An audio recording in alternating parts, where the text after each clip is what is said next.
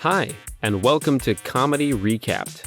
Today we're going to be exploring 1986's Class of Nukem High. We begin our story in a sleepy little town with a nuclear facility in the middle of it.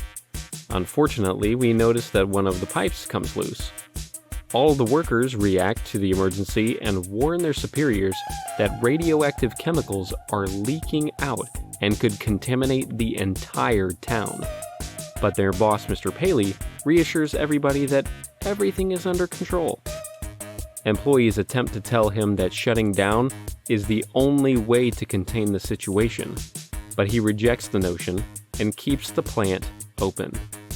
Nearby, chemicals start to appear in the ground around the local high school. Inside the school, it becomes clear that there are very obvious cliques among the students. One boy, Dewey, goes to drink from the water fountain. He doesn't notice that the water is contaminated, and he slurps down some green goo without hesitation. He quickly spits some of it out, but it's too late. In the classroom, an array of characters act up, and it almost seems like no learning goes on in this school unless you do it yourself.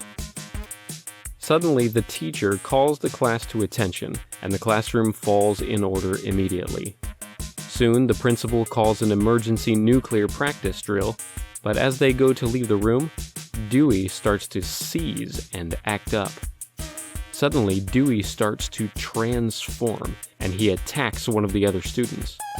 Goo starts to ooze out of his mouth and ears, and he throws himself from the window. Once Dewey lands outside, his flesh seems to melt away, and he dies right there on the sidewalk, which somehow doesn't faze a handful of the students. Later in the day, men from the power plant show up and start to scan for radiation on the school grounds. News reporters try to ask Mr. Paley if the suicide at the school is connected to a nuclear leak, and he assures them that it was probably the microwaves at his house. Back at the school, life goes on as usual, and Warren tries to make some moves on his girl, Chrissy, while his friends get in the way.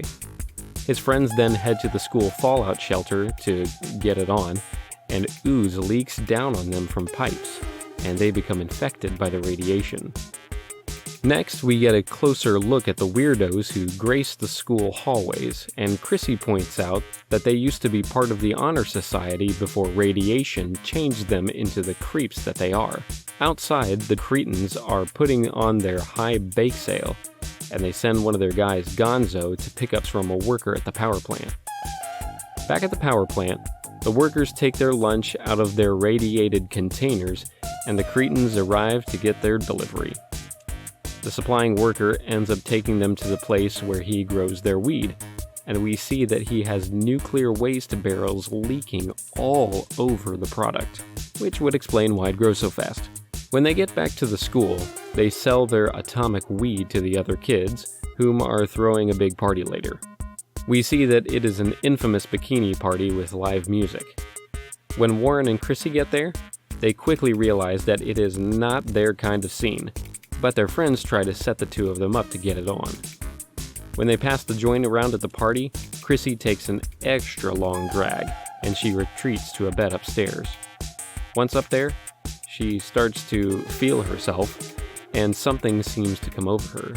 Warren comes up to check on her, but she grabs him and tries to get him to have some private time with her. While Warren's friends try to make their moves on a bunch of women downstairs, Warren and Chrissy are still upstairs practicing making babies. After the party, Warren drops Chrissy off at her house, and he goes home to sleep. Warren has a crazy dream, and his body starts to change while he sleeps. His skin starts to age and decay, and his member rises to epic proportions.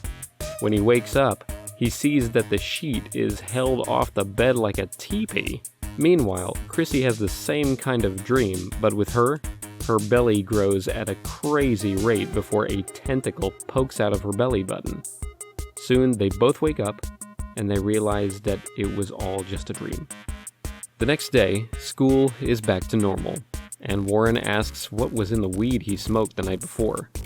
They try to tell him that it was his drinking that made him sick, but when he and Chrissy find out that the joint came from the Cretans, They know that the weed is definitely to blame. As the students head to their classes, the leader of the Cretans makes out with Miss Stein, and she's swept off her feet by the encounter. She goes to the bathroom and throws on makeup to be part of his crew. Later that day, Warren stumbles home and he's definitely not feeling too well. As he walks past the electronics in his house, they begin to react with him, and he soon passes out on the floor.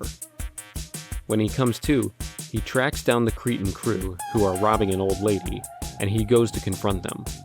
Something is different about him, though. As his head pulsates and he leaks green ooze, one of the Cretan members gets burnt by Warren's new acid skin. Warren then beats the other guy to death. When he goes back to the acid-burnt man, he shoves his fist so far down his throat that he ends up in his stomach. Later, the leader goes to meet the rest of the crew in the junkyard, and he tells them that he thinks Warren killed the other two guys. Back at Warren's house, he wakes up and realizes that he is completely fine, and he assumes that it was all a dream. At the school, Chrissy is attending cheerleading practice, but she starts to have stomach pains that send her stumbling into the bathroom. Once there, she can see her belly start to protrude, and she throws up a little radiation monster in the toilet. She is rushed to the hospital where the doctor tells her that she had a miscarriage, but her mother can't believe that she was ever pregnant. When Warren gets to the hospital, Chrissy tells him that she's scared, but Warren is confused and doesn't know how this happened. Back at the school, a girl goes into the bathroom where Chrissy had the baby monster, and she flushes it down the pipes. We see it travel the school's pipeline and eventually comes to the rotten pipes that are over the fallout shelter's radiated material, and it falls into a full barrel of the nasty stuff. Elsewhere in the school, Warren and his friends find a laser in the science lab, and the teacher tells them that pointing it at a nuclear substance sample could end up blowing the whole school sky high. Warren ends up going to the bathroom, where he finds the Cretans trying to sell their atomic high joints, and he ends up fighting them until a teacher comes in to save him. Warren is sent to the nurse's office while the Cretan crew is taken to the principal's office. After frisking the kids, the principal tells them that he's going to be expelling them, but the Cretans assure him that they'll find their way back in. Back at the power plant, more workers seem to be experiencing some side effects from the toxic spill, but no one takes any notice of it. Soon they send more workers to the high school to look for radiation. When one of the workers goes to the fallout shelter to smoke, his Geiger counter goes off and says there's a lot of radiation down there. He doesn't really look for where it's coming from, but he soon finds the Chrissy's baby monster as he sticks his hand in the barrel of toxic waste. The creature pulls him into the barrel and devours him. Back at the power plant, Mr. Paley finds out that the school is now officially contaminated, and he tells them that they'll go in at night so they don't have to close the school. Anything to make it seem like there isn't a problem. Back at the junkyard, the Cretans come up with a plan to get back at the school and revenge on Warren at the same time. They head to the school and go over the plan to get Chrissy and Warren to go to the fallout shelter.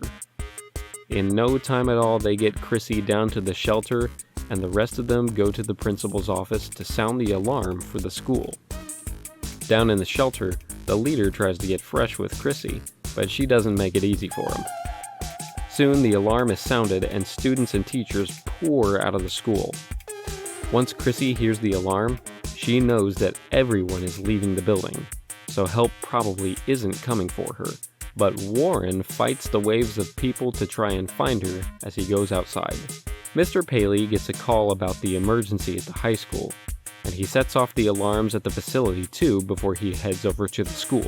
Warren asks everyone if they've seen Chrissy, but one of the Cretans gives him her necklace and tells him to go to the basement to save her. After he runs into the school, the remaining Cretans hop on their motorcycles and ride through the halls, terrorizing Warren. Warren eventually makes it to the shelter, and he finds the leader holding a knife to Chrissy's throat. What they don't see are the bubbles coming from the barrel behind them. Soon, the monster appears, and he is now fully grown. He punches a hole through one of the Cretans' heads, and he disarms the leader as Warren and Chrissy escape the basement. The creature makes its way through the school, and he finishes off the Cretans' members one by one. When the principal finally makes it out, he tells the administration that it was all the Cretans' gang, and he wants them ended no matter what. What he doesn't know is that the creature is still taking them out throughout the hallways. Warren and Chrissy try to navigate the halls as the Cretans' manpower is dwindling at a steady pace. Eventually, the leader ends up in the science lab with Chrissy and Warren, but while he has them at gunpoint, the creature sneaks its tentacle into the lab and drags the leader closer to him. When Warren and Chrissy try to escape from the lab, the creature wraps its tentacle around Chrissy, and Warren spots the laser on the table next to him. Just in time, he fires the laser at the radiation monster and sets off a chain reaction that ends with the monster exploding, taking out Mr. Paley along with it. Outside, the students hear an announcement that the school will be temporarily closing for remodeling, and they all celebrate while Warren and Chrissy share a kiss. When construction crews come in to clear the rubble, they unearth another radiation monster. But that's a story for another time. Nukem High definitely gained more momentum in the years after its initial release, and it has a very obvious cult following nowadays. A perfect example of kooky 80s comedy. If you've enjoyed this recap, be sure to like and subscribe to the channel, that way you won't miss a single video.